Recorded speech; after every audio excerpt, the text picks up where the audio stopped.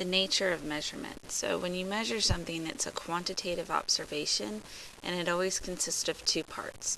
You have the number, which shows the magnitude, and you have the scale, which is our unit. Make sure that when you're solving problems in AP that you have the number and the unit. On the AP test, they're looking for both parts of a measurement. So the international system, or SI system, is based on the metric system and units derived from the metric system.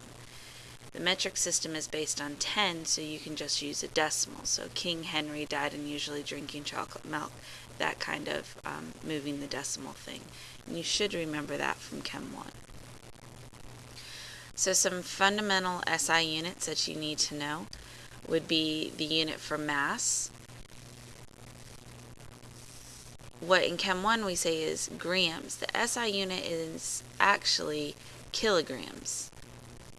So be careful with that one. A lot of people miss it. The SI unit is actually kilograms for mass, not grams. The SI unit for length is the meter. Time is seconds. Temperature is Kelvin. So even though we don't measure temperature in Kelvin, Kelvin is the SI unit. Electric current is an ampere, and we'll talk about amps when we do electrochemistry. The amount of a substance is mole. Now the table that you can find all of these in is on page 13 of your textbook. Volume is a derived unit. It comes from length. So if you take a cube, you can find the volume. So 1 decimeter cubed is equal to 1 liter. 1 centimeter cubed is equal to 1 milliliter. Make sure that you know that conversion, that those two units are interchangeable. Even though volume is not an SI unit because it's derived, it's usually expressed in liters or milliliters.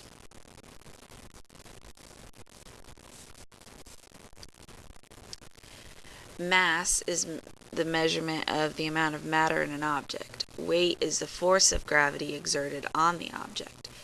So if we were to go to the moon, our mass would stay the same even though the gravity is different, but our weight would change because the gravity on the moon is different than the gravity on the Earth.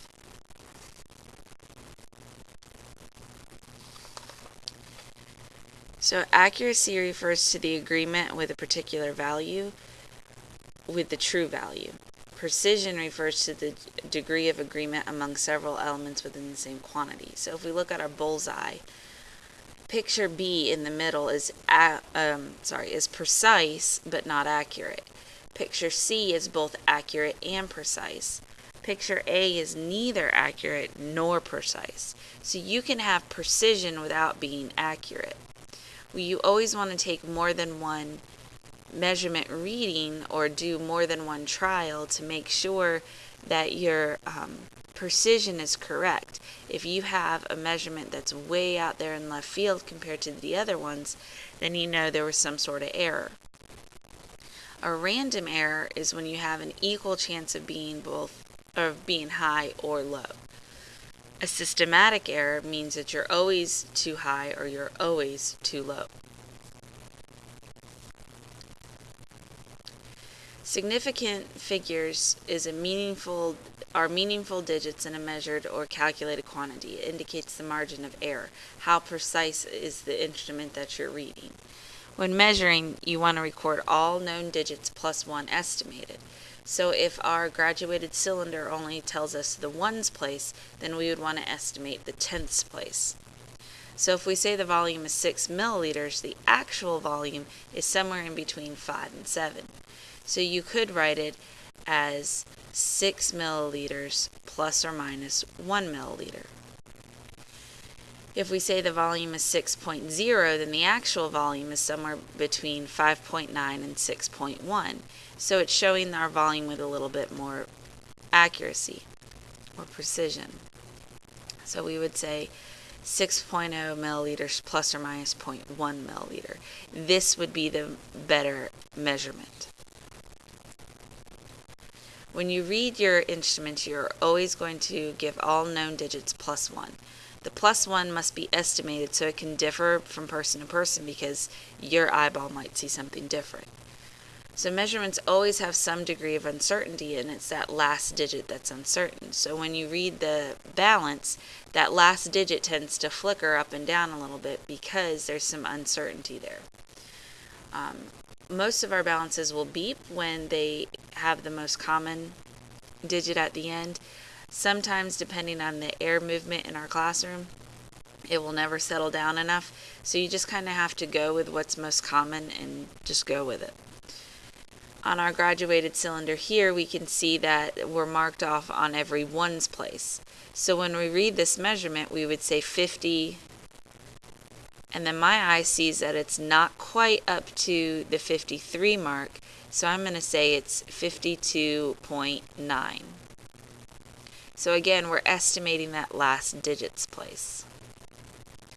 Here we have our burette, and it's marked to the tenths place. So here we would say that the volume is 20,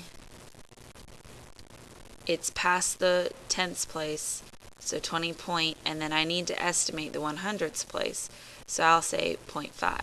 So this is plus or minus 0.01. Rules for counting significant figures.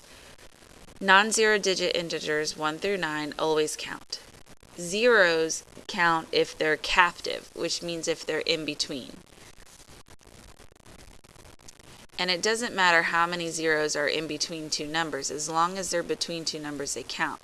So if we have 2001, both of our zeros count because they're between the 2 and the 1. So it doesn't matter how many zeros are in between, they count. Trailing zeros count only if there's a decimal. And the decimal has to be shown physically. So if you have 2000, these trailing zeros don't count, but if I add a decimal, they do count. And it doesn't matter where that decimal shows up. As long as there's physically a decimal, they would always count. An exact number has an infinite number of sig figs, so it's not used to determine the amount of sig figs when doing math. So to say that 1 meter is 0.01 centimeters, that's an exact number, so we can't use that when we do sig figs. Alright, so in number 1, they're all non-zero digits. So they're all going to count, so we have 4 sig figs. In number 2, the 4, the 8, and the 6 count because they're non-zero digits, so we have 3 sig figs. Here, these two zeros show up before our first check mark, so they can't count. In number 3, the 1, the 6, and the 7 count. Our 0 here is in between the 6 and the 7, so it also counts. So there's 4 sig figs. And in number 4, the 9 and the 3 count because they're non-zero. Here the zeros come after the check mark, and we see that decimal, so they both count. So there's 4 sig figs.